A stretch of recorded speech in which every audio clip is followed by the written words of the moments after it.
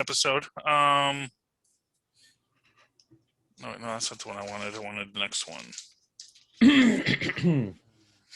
Halloween hijinks. Okay. I'm sure most of them became clowns. We'll have to see what happens. That's the question from there we go.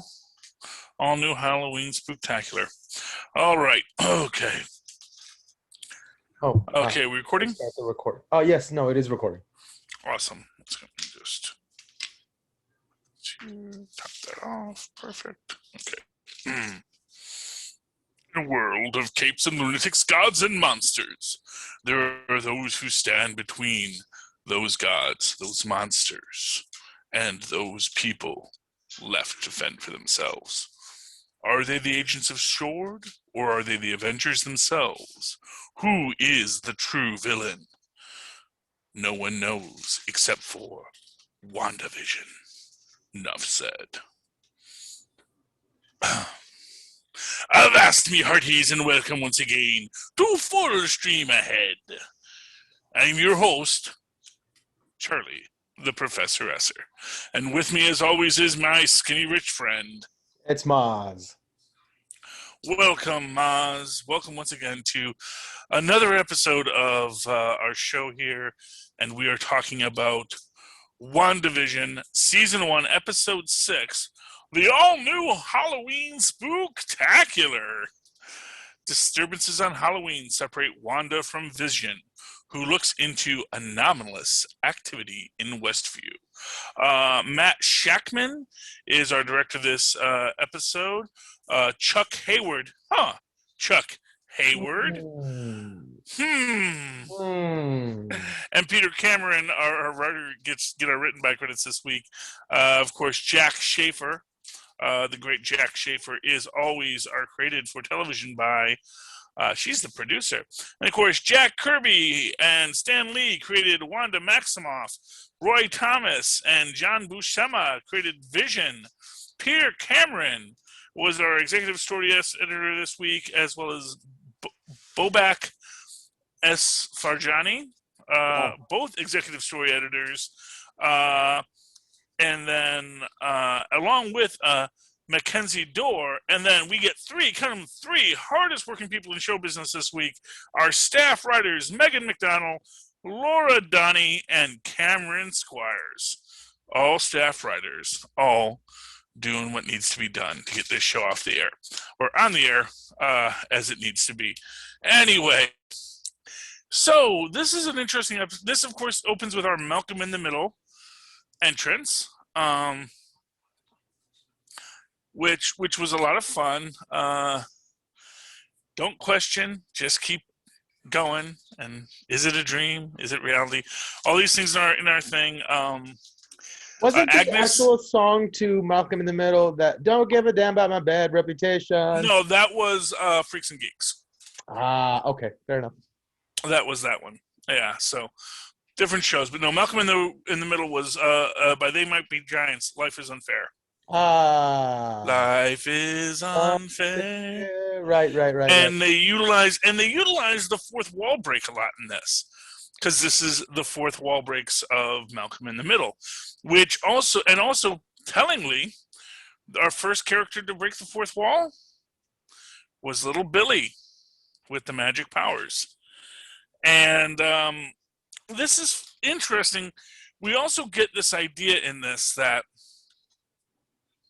if you remember in the last episode, Vision makes the statement, we always used to be of one mind, but we aren't anymore. And I think that is maybe a reference to the fact that she and the Mind Stone were linked, but now that he's been recreated, maybe he doesn't share that link with her anymore. That they used to be of one mind, but now that he's evolving and becoming his own person again, to some extent, because we do see that there's something missing, he is now gaining that independence, gaining that autonomy, which again is why I say again, I do think that the Vision is real, and this whole process is about healing both the Vision and the people of Westview. It's interesting. It's almost like he's getting less of himself by finding out more, right? So the more he finds out about the life that he doesn't know, the less he really knows who he is. Mm-hmm. Well, yeah. Kind of an interesting. What it is he's a computer program, as he always was. And the thing about a computer program is he's an operating system. So when you have an operating system, it can hold data, but the OS remains even if you wipe all the data. If you lose all your files, you still have Microsoft Word on your computer. And it's still going to behave just like Microsoft Word, even though you lost your files. You mean Windows? Yeah. The operating system. They're all called OSs, which is operating systems. So Mac there's the Mac OS, and then there's the Windows OS. Right. But they're all technically called OSs. But yes, everyone thinks about OS as the Mac OS because they didn't come up with a fancy name because, they had the first graphic interface. And then, Bill Gates said, that's a great idea. I think I'm going to do that too. Right. No, I just meant as in not Word, but Windows. Yes. Oh, yeah. Well, no. But like if you have Microsoft Word on your computer, right, it's still going to run the same way it always did. I see. Even if you lose everything you've written into it, is my point. And yeah, the Microsoft OS is going to run if you reset to factory defaults. So that's basically what happened. He got reset to factory defaults. He is it that, or is the idea like if you clone a consciousness somewhere else, it is it immediately going to start becoming different? Well, I mean, yeah, that is the Thomas Ricker theory. So like a clone can only be a clone for a hypothetical instant, right? Well, I mean, that's true of anything, Right? I mean, yeah. That's what I always say, like the problem with going back in time is you only go back in time for like maybe a couple of days, and then immediately all of the knowledge you have is going to start to decay because everything's going to start changing because your presence in the past. Right. So once you create that new clone, that new body for Vision, it's going to start... Its OS is going to remain the same, which is something that is kind of hinted at in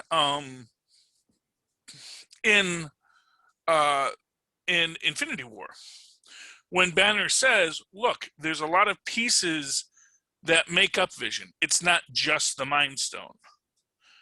That all of these bits of his operating system are there. Ultron and Banner and Stark and Jarvis. They're all in there." And maybe that's the bigger part and the best part. So do you think like when he stepped out of that bubble in the last episode, the Mind Stone was on his head? Does that mean the Mind Stone was real and with all of its powers? I mean, that's that is the interesting question. Although so here's the question. Can there be two Mind Stones in the universe, and can the universe still function? Well, there's only one Mind Stone. That's the thing. Remember that the old Mind Stone was destroyed by Thanos.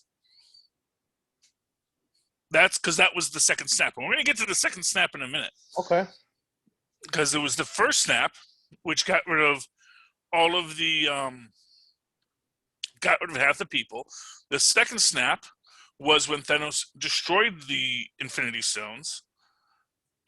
Which is why they couldn't just steal that's why when they go and they chop off his arm, then chop off his head, they couldn't just bring him back because he already destroyed the Infinity Stones. Okay.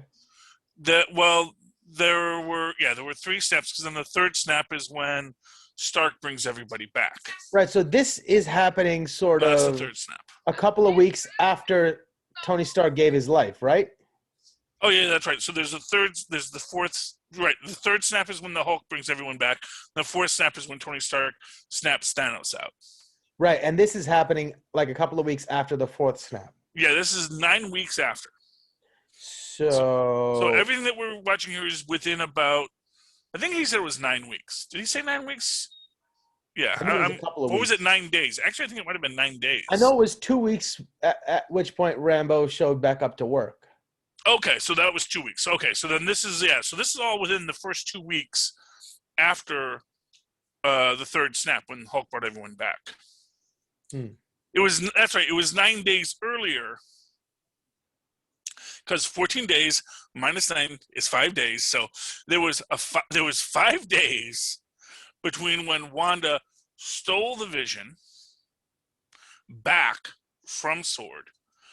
No, so what I'm saying is now does the Mind Stone exist in our reality at this point?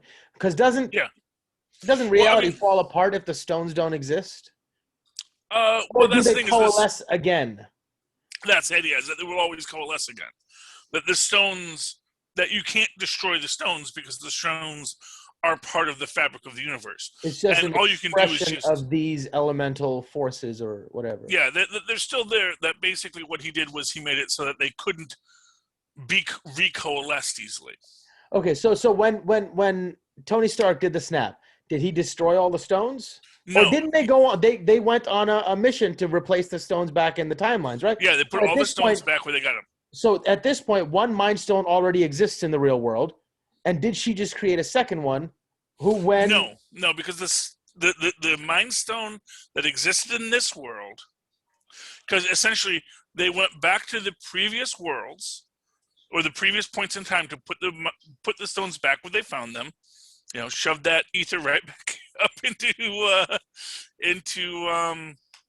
Lady Thor.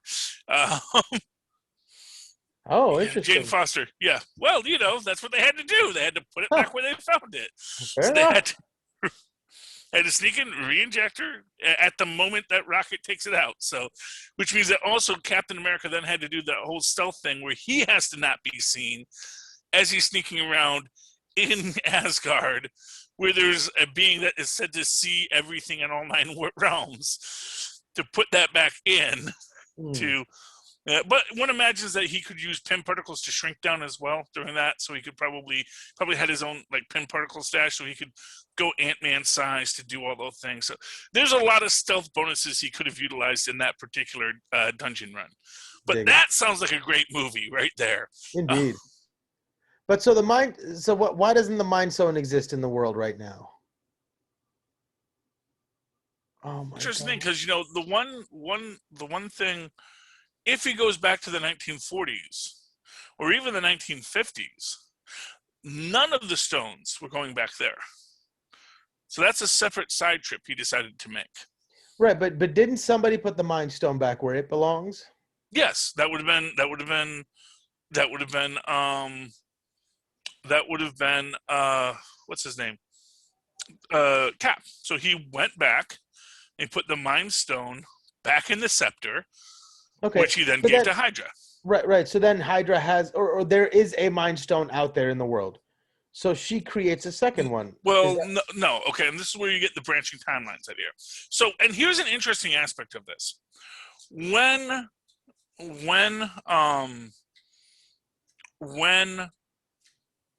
what's her name? Captain Marvel? When the Ancient One actually describes the whole situation, her basic statement is, you know, if the time stone is taken out of our reality, then we lose this tool. Now, none of the other things were technically tools. So it's entirely possible he could go back and probably, you know, you can imagine a situation where Cap goes back with the Mind Stone and says, I'm not going to give this to Hydra. That would be a very dumb idea, you know, if I just give this to Hydra. Because that's where they got it from, because the Tesseract and that were both from that time. He can put the Tesseract back in the 60s, but if he brings this back and just gives it to Hydra, that's probably not a good idea. Probably it's more sensible for him to then go in that timeline and say, hey, would you like a second Infinity Stone? Because I got a Mind Stone here, and I don't know what to do with it. And technically, it belongs in this timeline because this is the timeline we took it from when I took it from my, you know, because I'm about to take it in this reality as soon as Ant-Man leaves with it to go back to our reality. You know, is he just going to hand it over to Hydra then? I don't know. It's like, and that might be when he realizes, oh, you know what? That he would speak with the Ancient One about it and should say, well, you know, obviously, you know, we just need these things in our universe. They don't have to be like given back to the person who had them, except for this Mind Stone, because that's the one that we're using at the moment. And so in that universe, Hydra never gets the Mind Stone. There is no Vision Scarlet Witch. Who knows what happens in that universe? Well, there would not be a Vision either. All those things would not happen the way that they played out, because the stones wouldn't have been where they had to be for those storylines. But it might be a decent universe anyway, because it's just an alternate timeline. So long as that Mind Stone's there's one where it goes back to Hydra, and there's one that it doesn't. But so long as it's in that universe, that's that universe. There's multiple Mind Stones all the time anyways. Well, I mean, arguably. Across all the infinite realities, yeah. Okay, fair enough. But that goes into so here's what is going on in this episode, because this is a very intense episode. It's a lot going on. We're at the Halloween episode. Vision is going rogue, and he's lying to Wanda, which is really telling. And Wanda doesn't like it, but it becomes this question of, why does she not like it? Does she not like it because she wants to stay in control, or because she's worried about him? Because as we see, what he does is he starts to wander out. And as he's wandering out, he comes across parts of Westview that aren't part of the main story, where people are seemingly stuck in glitch loops, where they just do something. I thought it was because Wanda's power isn't being concentrated there. Her attention isn't. So they're doing the bare minimum. Mm-hmm. Well, they're being background characters. Right. But it's because her attention isn't on that area as much. Well, here's what I'll say. I mean, it's like being an extra in any situation, because they need to reset the scenes. You always have to be in kind of the same spot, doing the same thing. You can't suddenly start, doing a hokey pokey dance in one scene, because that's not what they're looking for.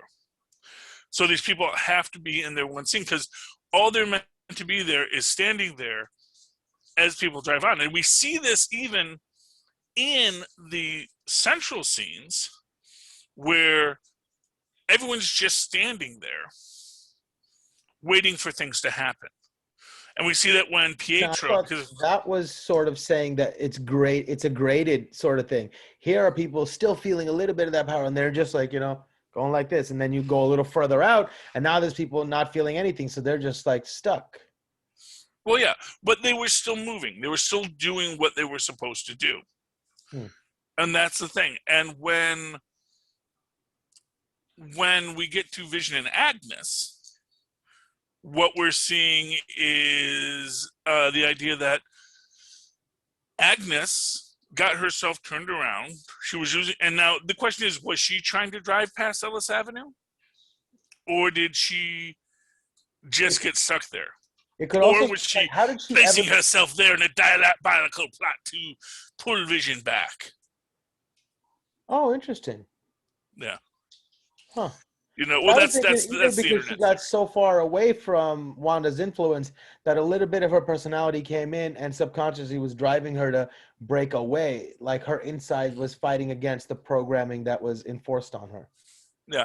Well, there's a great line in there too when she says, "Oh, I got lost. I got turned around and I got lost." And he says, "Oh, you got lost in the town you grew up in?" And she doesn't give an answer. And that, I think, is the thing, because, of course, she didn't grow up in this town. She grew up in Salem, Massachusetts, as we all know. Well, I was waiting for her to say that, but no. But she does come back. We do get her great witch cackle. And this is also where she does the whole famous, "Am I dead? Because you're dead." Says, "Are you Vision? You're an Avenger." And he says, "I am Vision, but what's an Avenger?" Because, again, this is where I say he's been reset to factory defaults. He's been reset to the main operating system. He said, "What's an Avenger?" He said, "What's an Avenger?" Yes, he did. Oh, I didn't hear that. Is that the last apple? Yes. Okay, enjoy it. But yeah, so he goes, So she does wake up, and then he has to put her back, and then he does tell her to turn around and go home. So she is able to do that autonomously, and then of course that's when Vision tries to make the walk out. Does he tell her to go home, or does she immediately just snaps back and she goes, "Oh," and just turns around because the programming kicks back in? I mean, one or the other. I mean, everyone knows you can't pass Ellis Avenue. That even is a thing where Wanda tells the kids, don't go past Ellis Avenue. And here's the thing about that. And this is something I've said before. In my theory, all that's keeping these people alive is Wanda holding them together. And that a lot of what it is everyone needs time to heal. Everyone needs time for their reality to repattern itself, to become something that can be solid in reality again. Because, this goes into my deeper fan theory that essentially, okay, so, well, I don't get too deep, but let's get back to the story for a minute, because let's talk about Pietro. Because there's a lot of back and forth with Pietro and Wanda in this episode.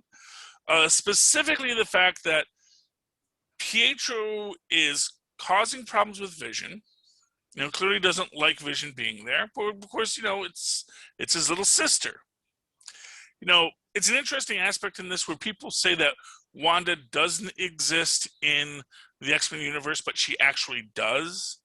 She exists in the first movie with Pietro, which I believe was Futures Past. But we see that they're not twins, that Wanda's much younger. And actually, but they actually do show that he has a little red-haired sister with a magical wand. So I always would have said there is no Wanda in that universe. Like, well, no, we saw someone who's clearly supposed to be Wanda in that universe. So don't say there's not. But anyway, in this one, everything Pietro says kind of seems like it has a double meaning. Where he says, I'm here to cause trouble with the brother-in-law, meaning he's there to get Vision into trouble, if you will. And really that is what he does, because literally Vision gets himself into a lot of trouble in all of this. And to cause his sister grief. And it's one of these things where I think a lot of people don't think about that meaning of that term. Because they just think it's grief like, oh, he's just causing pranks and causing her grief, making her life hard. Whereas in truth, what he's doing, arguably, is helping her grieve, causing her grief for everything that they've all been through. Now, maybe she's going to be rewriting reality so that reality does continue. And she doesn't have to grieve, but except that maybe she will still have to grieve because whatever she creates, she's going to create these new things, but they're not going to be exactly what once was. So she can bring Pietro back, but it's not really Pietro. It's not the same Pietro. She's going to bring Vision back, but Vision isn't going to be who the Vision was. But that's a good thing for Vision because it is about Vision being now a fully formed sentient. He's not reliant on Wanda. And it goes to this idea of the Mind Stone. So if Wanda if Wanda's powers have the same frequency as the Mind Stone, she is essentially constantly feeding him to keep him alive. And the idea is that if he can coalesce in his own self eventually, he will no longer need Wanda to keep him alive. And arguably, that's what everyone in Westview is trying to get to, that point where they don't need Wanda to keep them alive. But, of course, everyone's terrified because in order for Wanda to hold their brain and their bodies and everything in a pattern, she's got to really overextend herself. And that's the problem. That's the problem for Wanda because you know, originally, if we think about this, when it first starts, it's just her and then two other people. Well, maybe four other people, because we do see the cut back to the office. But there's a very small number of people in the first couple of episodes, and then we get to the luncheon episode. Now there's more people, and as it goes on, more and more people come online. More and more people are able to live, and everyone is healing at a different rate. And arguably, maybe the people on the farthest ends are the ones that need to be kept in that medically sustained coma. Because if they're not kept in that coma, this is what I say.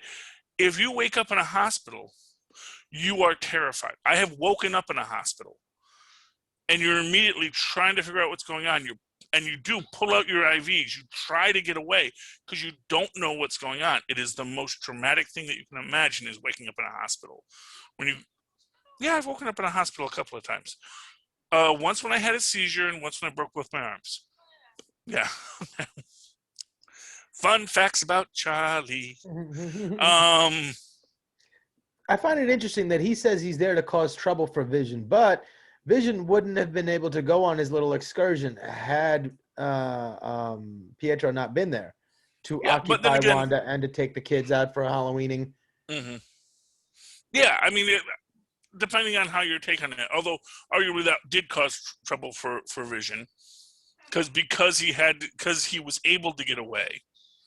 That actually caused its own trouble for Vision, because he got to discover more. And that goes into this idea that maybe people in Westview aren't as controlled by Wanda as they think. And Pietro even says this when he says, you did a lot of good here.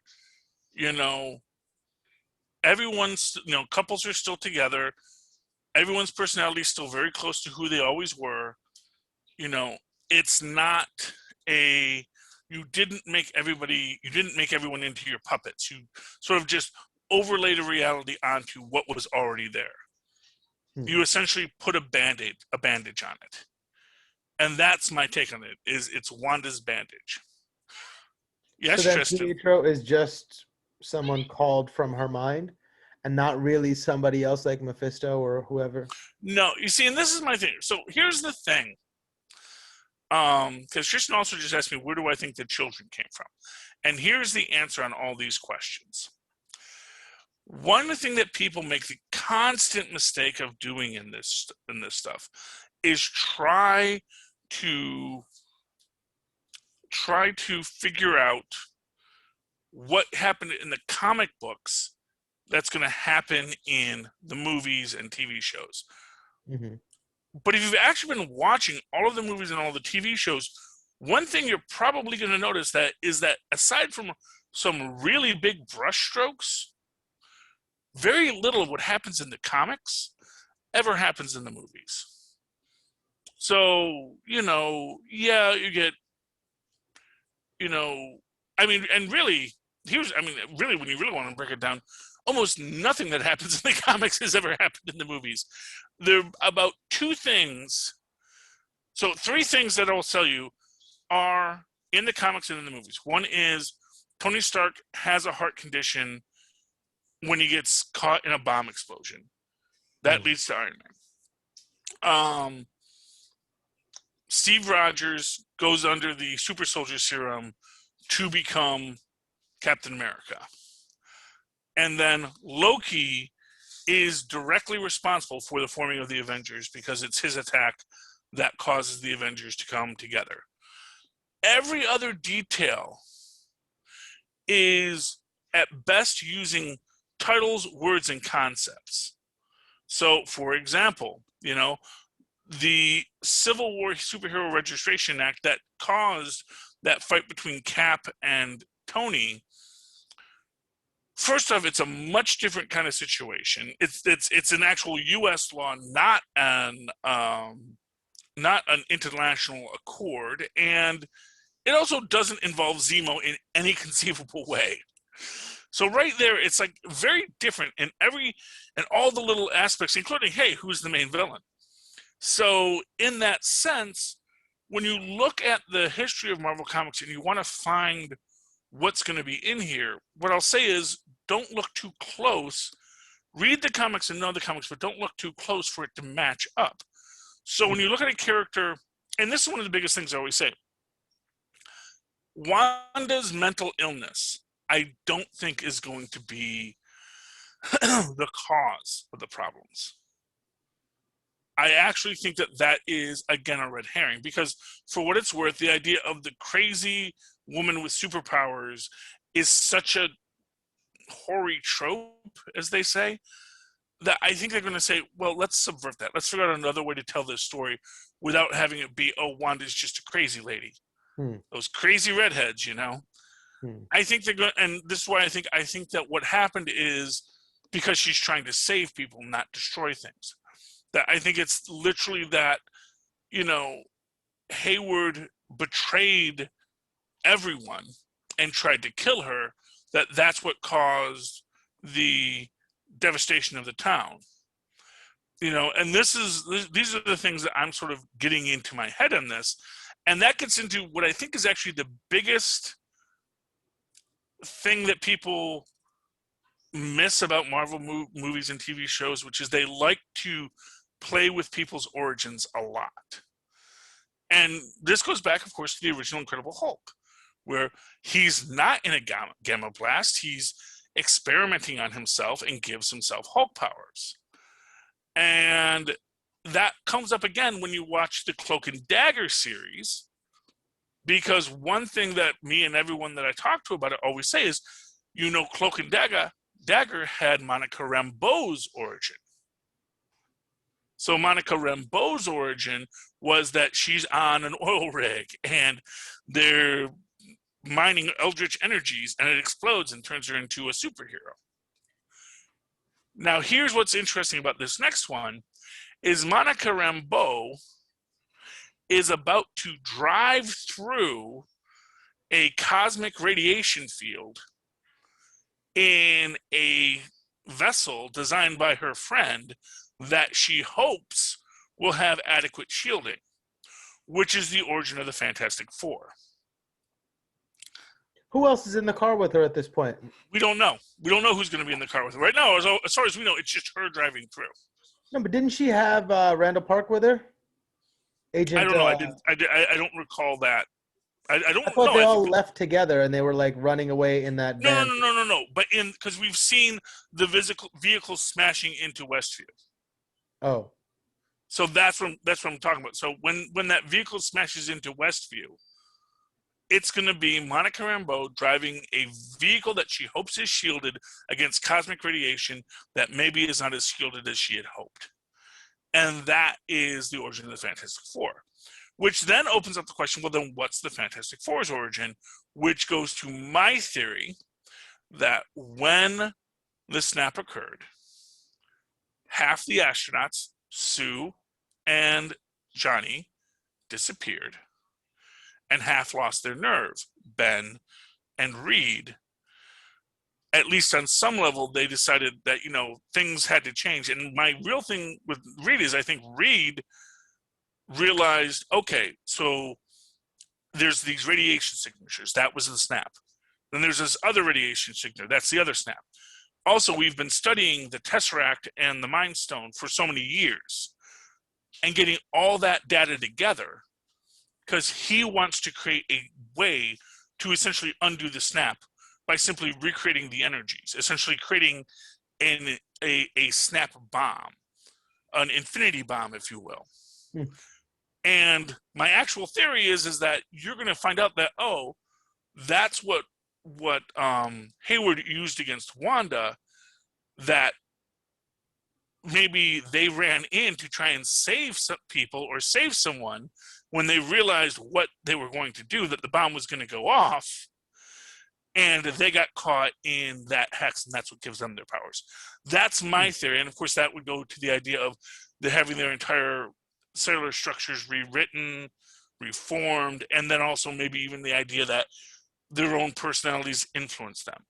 So if we do get Reed Richards as the aerospace engineer, and I think the idea is that he has guilt over the fact that he created the bomb. But that's just pure fan theory. But it would fit with the pattern they've done, which is changing things and giving other people's origins and saying, well, what makes sense for this character to have this origin now? Right. And that is seeming what they've done by and large, Beyond that, what else was in this episode? Let's talk about Director Hayward. And because essentially this episode, when we get back to the real world, it opens up just after Wanda throws the Stark drone down and goes back into the bubble, the hex, and also then reinforces the hex powers around it to keep people away. Again, stretching out her powers more and more. Which could be why some of those people were hanging around doing nothing. Well, exactly. That's the thing, is like she is being stretched to her breaking point, which we do get a hint of this in the teaser for next episode, which is, where she's basically hungover, is the premise of the teaser. And giving herself a timeout. I'm just having a little staycation. I'm putting myself on quarantine. That'll show me. It's an interesting take that they did, and it's a good way to incorporate a lot of modern realities into what we're seeing. But yeah, so I do think that essentially what we're observing is that Wanda is trying to fix things that someone else broke. And I think that's the idea with Lagos too, is like when you need to clean up a mess that you didn't mean to make. Because not for nothing, it's not like Wanda wanted Crossbones to blow himself up in the street. Right. She was trying to telekinesis him out, but, he was too close to the building. And that's essentially what happened. Crossbones essentially caused this problem. And I wouldn't be surprised if, Lagos was an inside job, man. That Zemo was working with Crossbones from the start, and he actually wanted this to happen in this way to cause this massive damage. So maybe we're even going to get that. That seems like a Crossbones thing to do. Yes. Well, it would be Zemo in this case. But yeah, so there you go. There's your drop, Phil. Lagos was an inside job. Mm-hmm. Because really that bomb shouldn't have taken out that much property. There had to be other stuff in there. Suicide bombs don't blow up buildings. That's all I'm saying. But it was probably like a special Marvel Comics suicide bomb that could. And that was the problem. She was trying to control it. And I think she even like tries to encapsulate it, and then just she couldn't hold it anymore and it had to explode. And then there's a building right next to him. So she must have gotten more powerful since then, right? Well, yeah. Well, that's the idea. And for what it's worth, has been said, she's been snapped and snapped back. So she's going through all that CMBR. As have a lot of people. In fact, arguably, at least half the people in Westview probably have already been snapped once and snapped back, and now engaged in whatever Wanda's created. So the CMBR is rewriting everybody.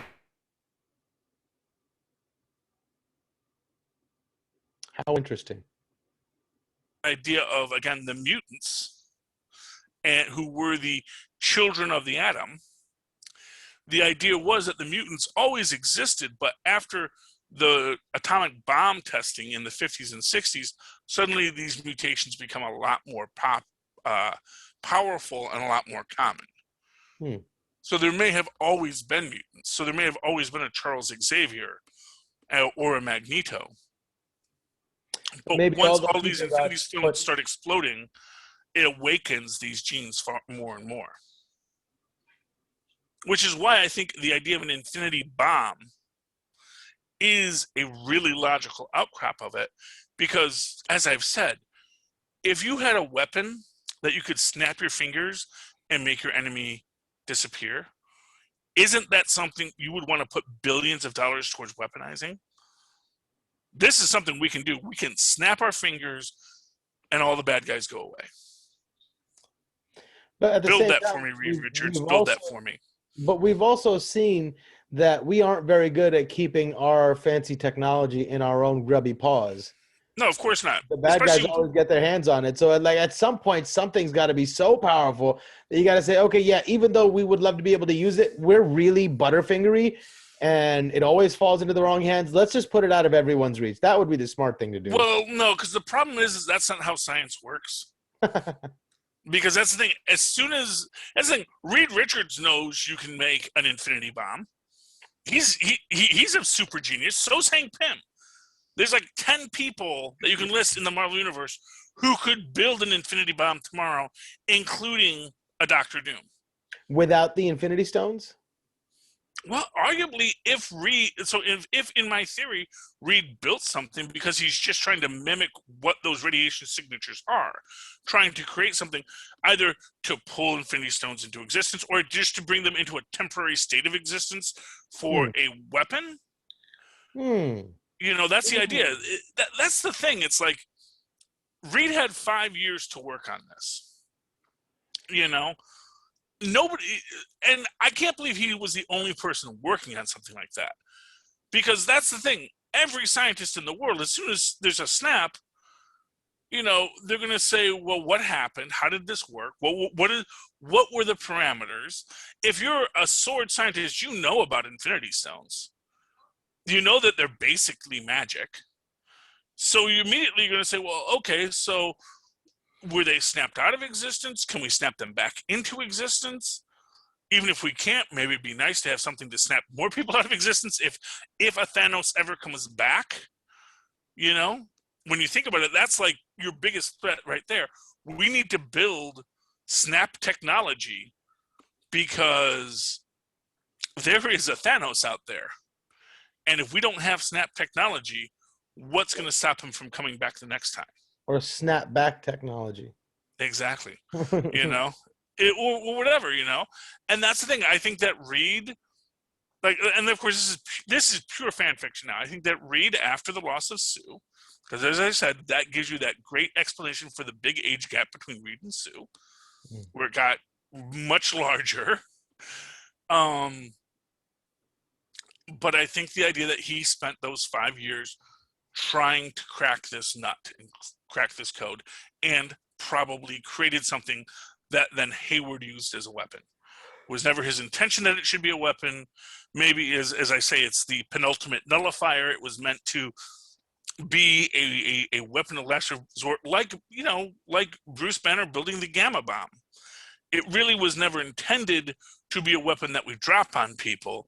It was meant to be a weapon so devastating that now we say, okay, no more weapons.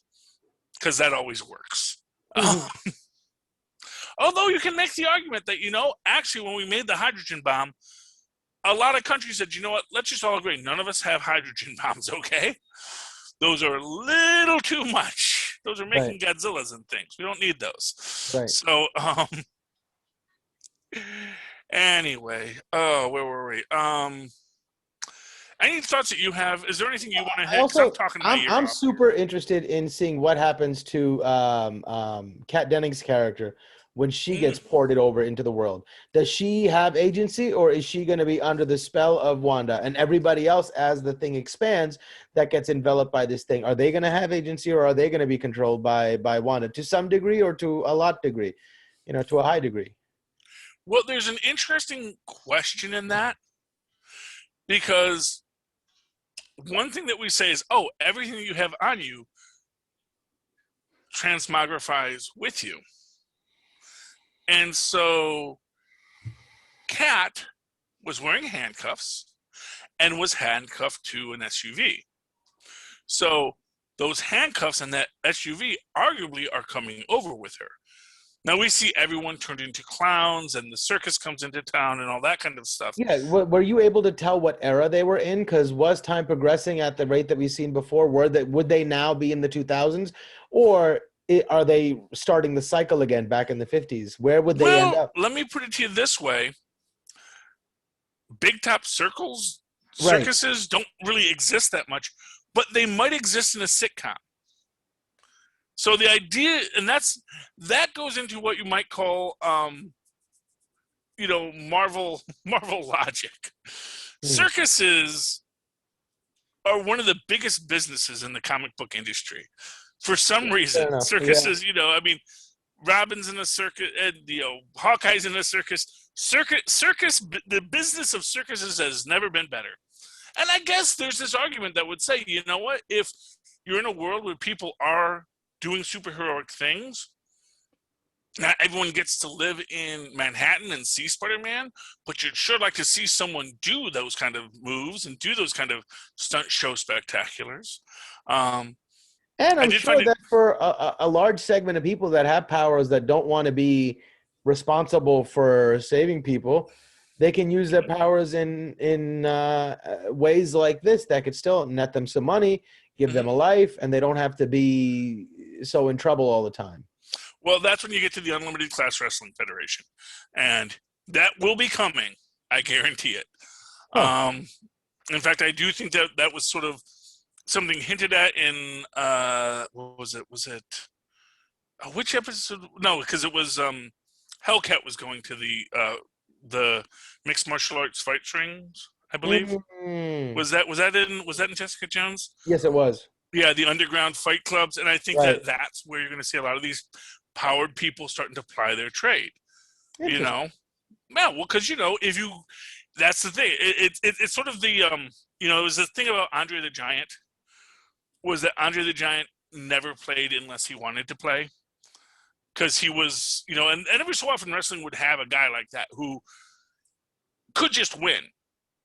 He didn't have to lose if he didn't want to, which made him a high demand property. And there were actually guys before Andre who were very similar, who were like just the best of the best wrestlers, who they would wrestle, but they would decide if they would win or not. And they would be gracious. They would lose all the time, but sometimes they said, "No, I will win this fight." And you didn't question that, because no, I'm supposed to win this fight. He goes, "No, you do not." And so when you get into this idea of mixed martial arts and the idea of there's going to be this guy who's got his super soldier serum and he's going to be dominating, and then some other guy's going to come in. It's like, no, you do not win this fight today. So, and that's going to build into that Unlimited Class Wrestling, which will be delightful. I cannot wait. Because then we'll get Demolition Duffy. I'm waiting for Demolition Duffy to show up in Falcon Winter Soldier in a couple of weeks. So I hear he was a wrestler too. Yeah. I'm sorry, what? That we're getting Wolverine in Falcon and Winter Soldier? No, not Wolverine. Demolition Duffy. Did someone say Wolverine was going to be it? I heard rumors swirling that they were going to at least introduce or end the show with introducing the idea that Wolverine's coming or something to that effect. Or that there is a Wolverine in this universe too. Right. It could be. It could be. I think that they're going to be giving us these little hints more and more, which is why we're all wondering about this aerospace engineer who made a vehicle with inadequate shielding. We say it's inadequate, but it's not. But the idea of the shielded vehicle going through the cosmic microwave background radiation, and how that's going to affect things. It's gonna be interesting whatever we get. I do want to see what Darcy does. I want to see if they make her a waitress, because she's from Two Broke Girls, so it's like right. That would be. She said they've already made a kick-ass joke. Yes, it would be neat. I actually think she's gonna show up as Vision. Oh man, you know what would be great? She's Vision's sister. Interesting. She's like, hey, or she's Vision's cousin. Right. Oh, you know what? They'll call her Stacy Horton.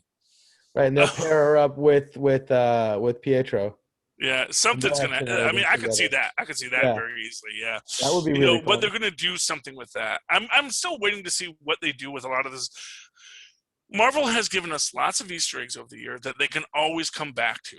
They've done a lot. They've done enough crowd scenes with enough stuff that if they ever want to say, "Oh yeah, no, that was this," and we meant that for like the last 40 years, it's like, no, you didn't. It's like, well, no, we didn't, obviously, but you know what? We can call back to it. Hey, I'll go with it. I'll go with it. All I need is for it to make a little bit of sense, and I'm like, yeah, okay, that's good enough for me.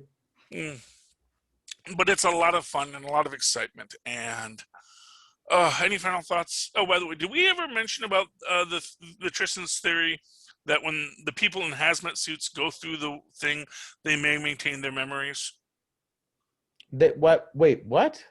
They may maintain their memories. Why wouldn't they Has anybody lost their memory? Everyone loses their memory when they go through the hex field. Oh yeah, Monica Rambeau did initially too. Yeah, but the theory is that when Franklin, and it's not an Easter egg because they actually do call him Agent Franklin, but that Franklin, when he comes through, he does seem to have some understanding of where he is. Yeah. Before he gets sent back. Right. And as Tristan pointed out, there were several people in hazmat suits that got pulled in. And if, as Monica Rambeau believes, this vehicle is going to give her some sort of protection against things, maybe everyone that was in a hazmat suit is going to come out of it and actually be aware of what just happened. And they might even have a little bit more autonomy because they're not being controlled. You know, well, they're not being controlled, and they also don't need Wanda to keep them together. And they might not have their molecules scrambled in the same way to unlock any mutant genes in them. They might be... Oh, that might be an interesting side effect that, that sucks. You didn't get any powers. Didn't get any power. Everyone else got powers in Westview, not me. But, yeah, so there's a lot of interesting possibilities in all of this. But, yeah, so that is another possible theory. Okay. Any How final many thoughts? more episodes we have to go? I think we have 9 episodes, or I think we have 3 episodes to go. And I think they say that the theory is it's going to be 3 almost an hour episodes. Oh, finally, let's get to it. Yeah, and from what we see of the teaser, I get the feeling we're at modern times now, and so whatever we're dealing with, it's going to be. The stakes are going to raise and raise and raise until our denouement. It would be really funny if we are in the modern times that the next iteration of this quote-unquote show is going to be like a YouTube vlog or something. That would be cool. We still make television. I know, but like the more popular stuff is coming from the internet. Oh, well, it'll be. I mean, so see, that's the thing. If Jimmy Woo had been brought in, he would be saying, "But that's just a theory, a Woo theory," and cut. Yeah, that would be fun. That would be great. Pat Dennings would be doing like a makeup tutorial YouTube vlog. No, she'd be doing hard science. She's a doctorate. Don't No, I know, but she's traveling into this Candyland world, right? This sitcom world. We will have made her a waitress. I did make her a waitress, that's true. But that's only because she'd been a waitress. All right, fair enough. She could still be a waitress and an astrophysicist. Right. As a lot of astrophysicists will tell you, the amount of jobs for astrophysicists in our world is not as much as it would be in the Marvel Cinematic Universe. Yeah. We're kind of astrophysics has become a much more money-centric industry. It's like, we need to know relativists, Eisenberg, Rosencrantz, and Gilderstein, Einstein bridges are. I made it work. Right. Anyway, so yeah, that would be interesting. That would be a great. I think that'd be super cool to have some sort of like web video blog kind of thing. Well, who knows? You might get something like that in the next episode where she is, where that's where we see Kat, where she's explaining the theories. Like maybe the kids are watching her on their rocks tubes, Yeah. And she's like, so what happens when we enter into a hex, Oh, that would be great. And just showing all the mathematics of it. That would be awesome, actually. Yeah. That would be really cool. That'd be really cool. Should be like Bill Nye the Science Guy. Oh, yeah. Oh, and that's a perfect role for her. Right? That would be great. Science Cat. Yeah. Hey, kids, that would be so great. They're watching, actually, what's her name? Darcy. Darcy's Science Time. Yeah. Is it, hey, kids, because they're Dr. kids. Darcy. And they're in that age. They're about 10 years old, 11 years old. That's when, you might be interested in that science. Yeah. I'm going to do that Saturday morning science show. Yeah. Dr. Darcy. Dr. Darcy. Oh, I love that. Dr. Darcy's Science. Yeah. So how do we restructure things at a molecular level? Oh, that would Dr. Darcy for answers. Yeah, Dr. Darcy. Maybe she's doing a radio call-in show. Who knows? So yeah, that's the thing I was most interested in the next episode. But I can't wait. I think everyone wants to see what happens to Darcy. Yeah. I wonder if they're going to hold off Darcy's situation until the next one, just to make us wait for it. I hope not. Yeah, well, they always, and to be fair, they introduced Geraldine before we got to Geraldine's origin. That took like 3 episodes to get to. So, no. But yeah, we will see what happens, my friend. We will see what happens. What's that? I said we will see what happens, my friend. We'll see what. Are you having trouble? Mozz, you always have trouble hearing me, and I think that's because you're not using headphones. You see, I always use headphones, but you don't use headphones. And let me tell you something, my friend. If you want high-quality headphones at a fraction of retail costs, you should go to tweakedaudio.com. That's tweakedaudio.com. See, that's not a headphone, Mozz. See, you could go to tweakedaudio.com, use the coupon code Southgate at checkout, and get high-quality headphones so you can hear what I'm saying, even as I hear what you're saying. And that's a great idea. And then, you can also use that same coupon code Southgate at checkout when you're over at huntingkiller.com, and you get a great little escape room delivered to your house every on a period of time. And wouldn't that be awesome? Just get these clues sent to you about a case of Michelle Gray trying to solve a cold case. And just like you do every week with WandaVision, you can try to put all the clues together to find out what's really going on, because it's not what we thought.